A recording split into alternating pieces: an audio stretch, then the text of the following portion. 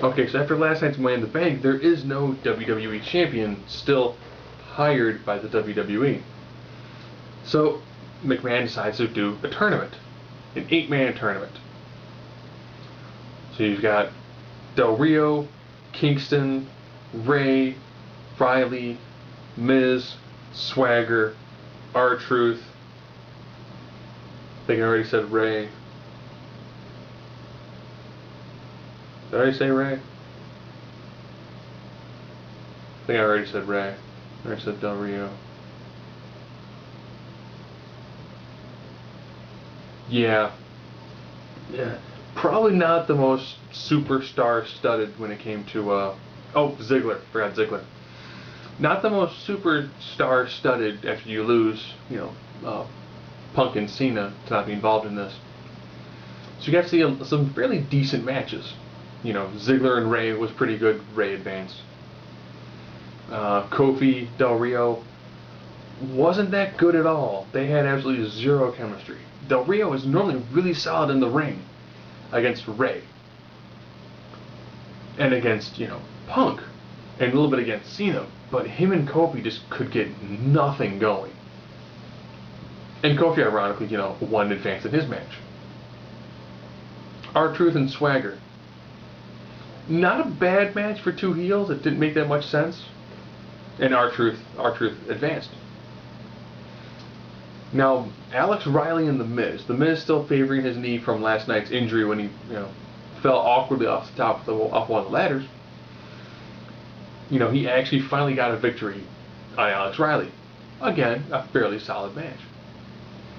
So you had to have R-Truth versus Ray, Kofi versus Miz. Alright. Okay. Pretty decent. Miz advances, Ray advances. So your main event was going to be Ray versus Miz. Winner becomes WWE Champion. Personally, I would rather have seen Kofi versus Ray, because I think Kofi is ridiculously primed for a title run this year. Ridiculously primed for it. There was also a 14 Diva tag match. I don't want to call it a tag match because nobody got tagged. It was Beth Phoenix taking on, I guess, Rosa Mendez. She did like 2 moves. One of which was a botch. Glam Slam, 1, 2, 3. So it took more time to have the women come down to the ring and do their preening and their standing around than the actual match itself. And again, no one got tagged. There's nothing quite as frustrating as seeing 14 people involved in a match, having 2 of them actually do something, and then them do the mild, run in, knock somebody out of the ring. It's very frustrating. It really is, because I've seen some fantastic women's wrestling. I've gone to Shimmer events where it's 7 hours in one day, and then you come back and do it again the next day, and it's not dull. I see women wrestle for an hour to go to a time limit draw.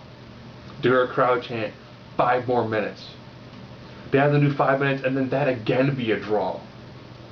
To have them get an additional 15 minutes. And then get a pinfall like the last 4 minutes and 30 seconds.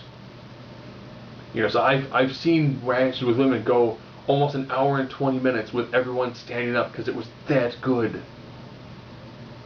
And Vince gives 14 of them 5 minutes. So, did they actually crown a WWE champion? No, they didn't. Instead, Vince told Ray that this is bigger than what's going to go on to crown a champion. Okay, I'm intrigued by this. He then calls out John. John cuts a promo similar to the last time he was fired, talking about how he loves the business, this, that, and the other thing. And he doesn't actually get fired by Vince. Because Vince is getting ready to tell John what's going on. That's when something happens.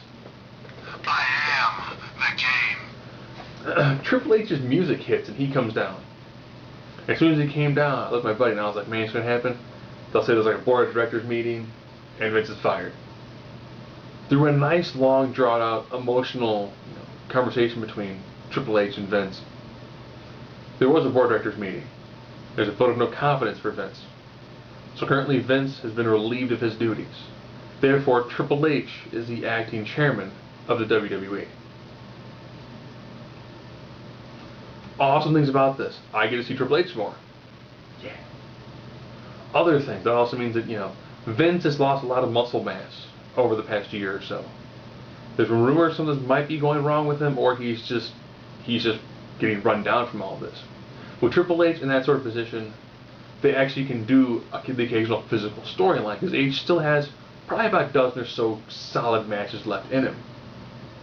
And it also allows for the transition between when Vince finally does retire and H takes over the reins as a little bit higher in the creative control process.